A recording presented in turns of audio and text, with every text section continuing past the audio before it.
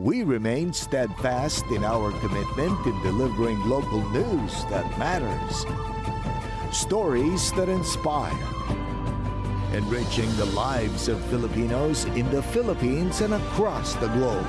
This is your GMA Regional TV, kapuso ng bawat Pilipino.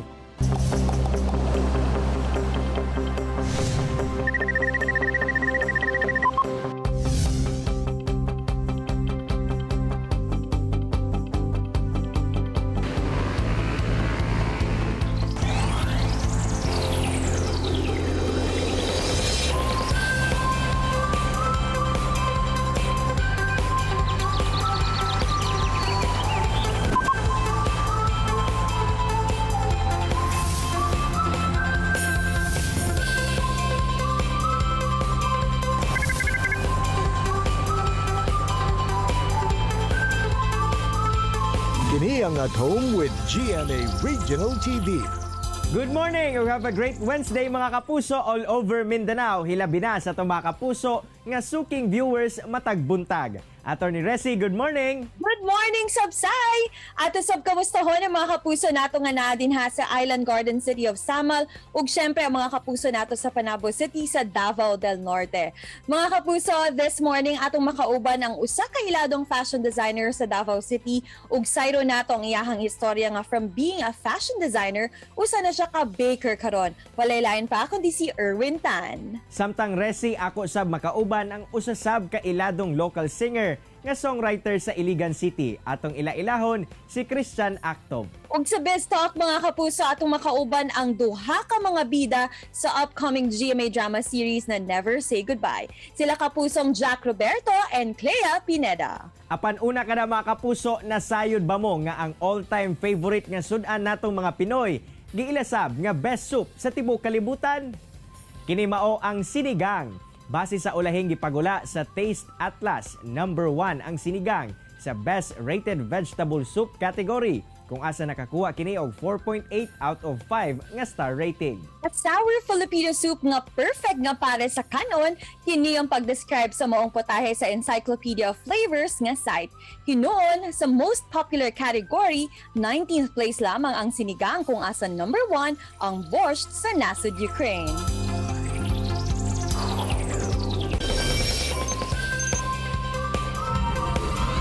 Mga kapuso, this morning atong makauban ang usa ka iladong fashion designer sa Davao City ug sayro nato ang iyahang istorya nga from being a fashion designer usa na siya ka baker karon. Walay lain pa kundi si Erwin Tan. Good morning, Sir Erwin Tan. Welcome dito sa At Home with GMA Regional TV. Usa nato hisgutan ang imohang journey from fashion designer to baker. Pwede ba nimo i-share sa amo kanusa nagsugod ang imohang interest sa art ug sa baking? Good morning, attorney ug ang mga viewers. Maayo kaayo with God's grace. Lami ang kinabuhi. Nung gamay pa ko, nag-design na gid ko sa Davao Christian ko nag-eskwela. Sa tinuod lang, attorney, 4 times kong bagsak. Kaya di mo ko gusto eskwela good. Gusto na ko mag-design o mag-bake. Yun na talaga ever since na gusto ko talaga siya. I'm 61, magsi-62 years old na ako, attorney. But I will not stop working and life is a journey, attorney. Of course, Sir Erwin, we always see you around kay nailhan man gyud ka isip usa ka fashion designer diri sa Davao City. Pero ngano nakapag-desisyon man ka to try out baking? Paunsa nagsugod ang imuhang negosyo? Bali, last year, nagsarado ko almost 10 months diri sa shop na ako sa K Davao. Agi na ako 2 months ang lockdown, pero tuloy-tuloy naman siya. So niambak yun ko sa akong comfort zone. Nag-start ko baking. So yung first baking ko, ensaymada ko, yung famous ensaymada ko ngayon, nakita ni Attorney Faith Makailing, yung friend ko, BFF ko sa DPWH. Tapos, nag-order siya. After that, tuloy-tuloy na ang blessing sa ako. Sunod, istuyahan ako mga staff, mga mananahi na ako, kung pwede, i-train ako sila sa baking kasi wala pa may tahi. So, sunod man sila sa kuha. So, yun, hantod karon okay na siya. Kusog kay akong shop. Akong baking, kusog pud kaayo. So, karon nalipay ko kay dako akong na itabang sa mga tao na way mga trabaho karon kay si karamihan na sarado karon ang mga tindahan. Ako naman nag-enlarge gi-enlarge sa Ginoo akong territory. So ang akong baking ni dako na gid siya, attorney. With this new endeavor, Sir Erwin, pila sab ka mga staff ang imong ginatabangan karon? Okay, ang akong staff sa mananahin nako na ako'y unom. Ang sa baking ko karon na ako'y upat na. So bali 10 na sila karon. Lipay sad ko kay puno ang akong tahion karon, fully booked sad ko, at the same time puno sad ko sa akong. So pasalamat ko sa Ginoo, attorney, na gi-bless gid ko nila o niya kanang during the pandemic. So dili curse ang pandemic kundi blessing sa kuha kay nang nakatayo pa gid ko another business. Sa imong negosyo, sir, nga nagkapadayod man gihapon ang pandemya karon, paunsa nimo ginahandle ang imong 2-in-1 na negosyo? Una, attorney, is ampo. Guidan ako sa Ginoo. Pangalawa, kuan lang yun. Matuto ka, mahalo nimo imuhang trabaho. Sir Erwin, unsa pud ang imong tambag sa atong mga viewers nga imong nakatunan after everything na imong naagian?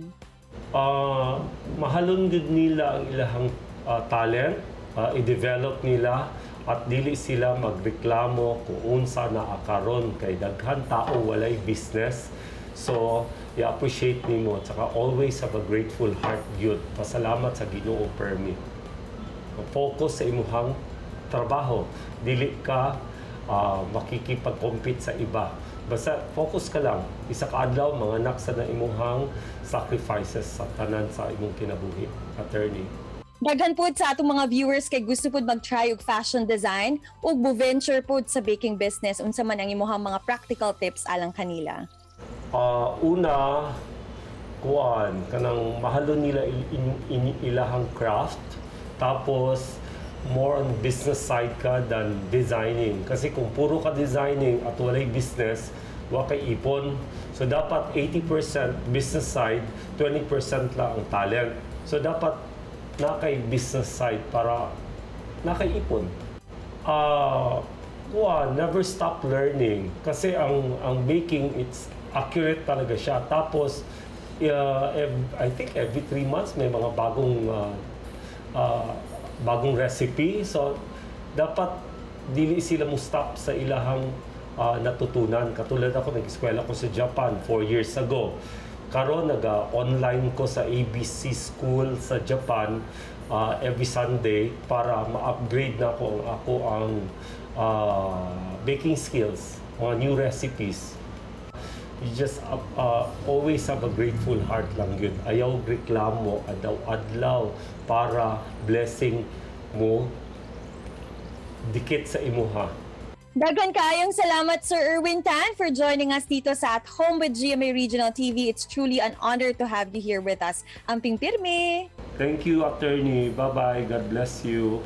Tutok lang mga kapuso, kayo mabalik pa ang At Home with GMA Regional TV. Kini ang At Home with GMA Regional TV.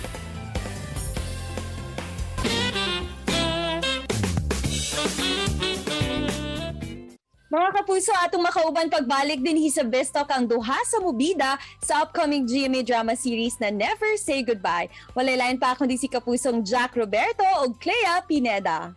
Maayong buntag, Jack and Clea, and welcome dito sa At Home with GMA Regional TV. Kamusta na kayong dalawa? How's your morning so far? Hello, maayong buntag. Hi! Okay so naman far, po. so good. Nasa lock-in taping po kami ngayon. Yes. Siyempre, both of you are doing a new series ngayon, but before this project, have you both worked together na ba? First time naming magkatrabaho after niya manalo sa Starstruck, sa Magpakailanman. Siguro yun yung consider ko kasi yung before guesting lang na 1 day lang. Ang first impression ko kay Clea, hindi ka magtatanong kung bakit siya talaga yung nanalo sa Starstruck kasi nandun yung potential, Even na raw pa siya nung unang pasok. Wala pa kaming workshop before. Sobrang nakakatuwa na ako yung isa sa mga pinartner sa kanya during that time, and I'm happy to work with her. First impression with Jack, saan ko ba siya una nakita? Walang tulugan. Walang tulugan ko siya first time nakita. Meron pa nun walang tulugan. Ngayong nag-grow na kami individually, mas yung bawat eksena namin, natutuwa ako. Talagang yung to the point na pagka-cut, mag-high five kami dahil parang good job, Clea. Good job, Jack. We did this. Nagawa natin to ng maayos yung bawat eksena. So nakakatuwa naman. Ngayon na nga, pag-usapan na natin ang bagong handog ninyo para sa ating mga kapuso, ang Stories from the Heart, Never Say Goodbye. Tell us about the story of this drama series. Never Say Goodbye, it's about love talaga. Yeah, sa title pa lang, Never Say Goodbye. Pero, yung goodbyes naman, hindi lang siya sa love eh. Pwede siya sa family, pwede siya sa sarili mo. Yung audience na lang yung makaka-figure out kung bakit Never Say Goodbye yung title ng show namin, ng heavy drama series na to. Para kay Clea naman, how would you describe your role here at paano ba magmahal ang isang Clea Pineda? Yeah. Same with Jack. Ako dito si Joyce Quintanar. Very matured na talaga yung role ko dito. But makikita nyo sa buong story, sa buong series, kung paano yung changes ng bawat character per year. Kung ano yung nagiging priorities nila per year, na per age na mapapakita ng per character. But ako dito, nursing student. And yeah, same with Jack na bawat eksena, masasabi ko, walang tapon talaga. And for Jack naman, sino naman si Bruce Pelaez dito? Okay, si Bruce Pelaez dito ay isang nursing student, may mapagmahal sa kapatid, matalino, yan. Pero, eto na ang twist, na in love sa dalawa. Pero, nung time na nangyari yon is may mga twist kung bakit bumalik ako doon sa nauna. So, ang story nito is hindi lang tungkol sa love, tungkol din sa health, and tungkol sa kung paano natin ma-appreciate yung mga tao na nakapaligid sa atin, kung paano natin i-cherish yung moment with them, at kung paano natin naalagaan yung sarili natin. And of course, excited na ang lahat. Please invite everyone na panoorin at abangan ang Stories from the Heart, Never Say Goodbye. Please go ahead. Siyempre, gusto namin magpasalamat ng buong buo. Gusto ko magpasalamat ng buong buo sa lahat po ng suporta na binibigay niyo sa amin. And this time, ito naman po, bagong aabangan sa Afternoon Prime, Never Say Goodbye, directed by Direct Paul Santa Ana. Na-proud po ako na naging part ako ng show na to kasi nakita ko lahat, bawat tao dito sa lock-in taping namin, talagang ginagawa yung best nila para magkaroon ng magandang output na mapakita sa mga kapuso natin.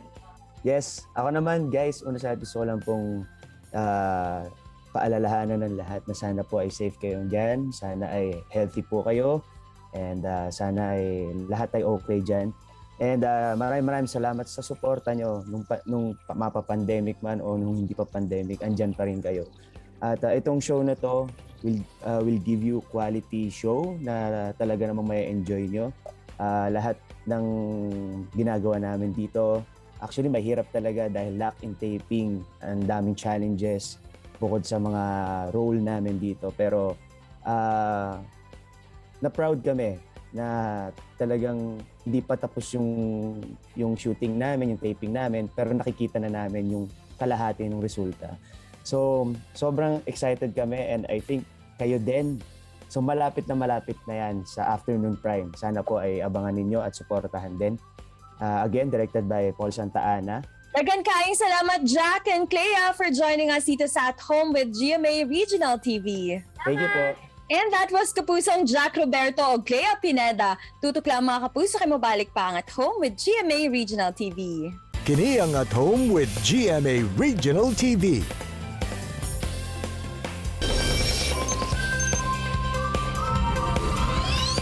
Mga kapuso, karong buntaga ma-inspire kita sa mga kanta ug mensahe nga hatod sa atong bisita nga local artist gikan sa syudad sa Iligan. Ang unod lang naman sa iyang mga kanta kay puno sa gugma, paglaom ug kaayuhan. Di na nato dugayon pa atong ilailahon si Sir Christian Actob.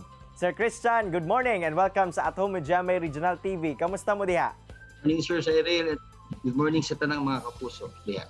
Unang-una, Sir Chris, makisayod sa mi kung unsa ba ang storya ngano nabuo ninyo kining banda ninyo.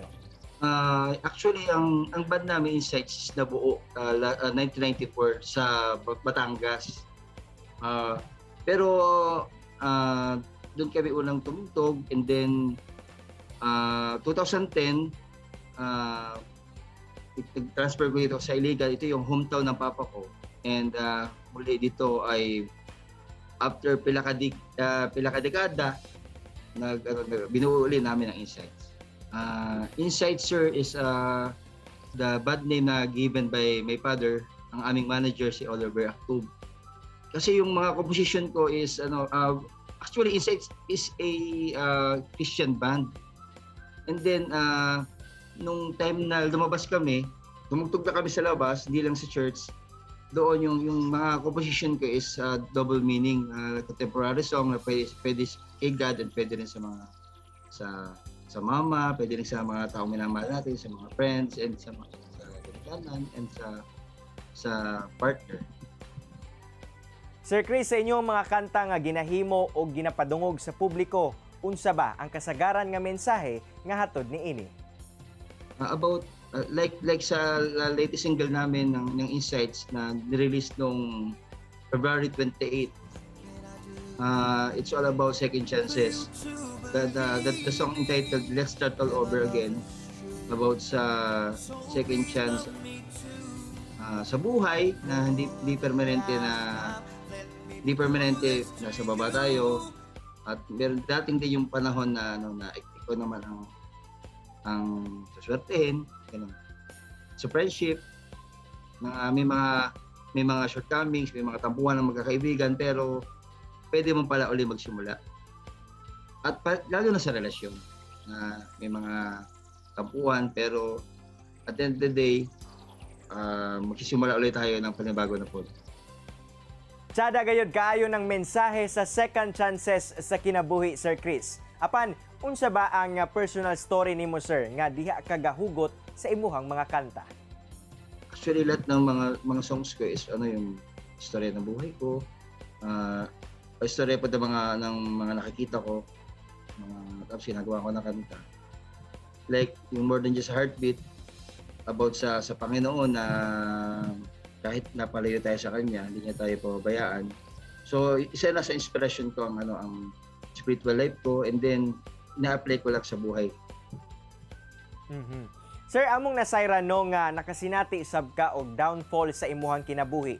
Labi na nga nahimo kang PDL kaniadto.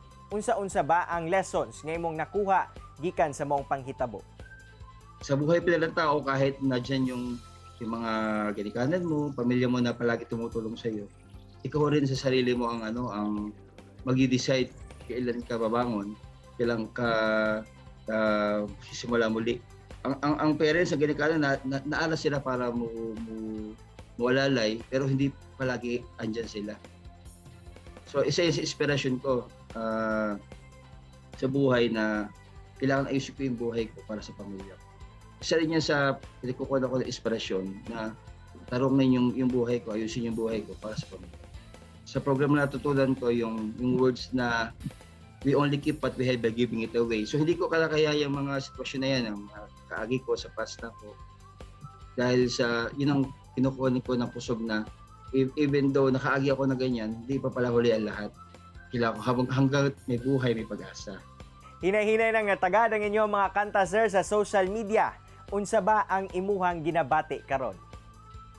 Masarap ang feeling na yung kanta mo pinapakinggan, yung mga musikero dito kahit paano yung respetado kami, lalo na nag-alakihan na yung mga anak ko, so nakikita nila ako na tumutugtog, like yung anak ko, kasama ko rin siya minsan pag tumutugtog ako.